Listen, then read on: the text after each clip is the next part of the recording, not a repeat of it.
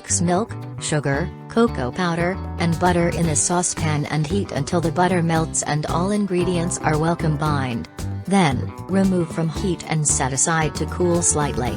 In the meantime, mix desiccated coconut with cream cheese and form small balls about the size of hazelnuts. Set them aside. Once the milk mixture has cooled slightly, mix in the egg. Gradually add the flour and baking powder mixture to it and whisk well until you get a smooth and uniform batter.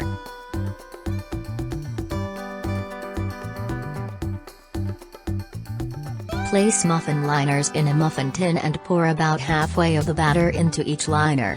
Then, place one coconut ball on top of each muffin batter and press it slightly to sink into the batter. Preheat the oven to 160 degrees Celsius for an electric oven or 180 degrees Celsius for a gas oven.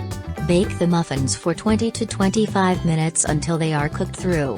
After baking, remove from the oven and let them cool slightly.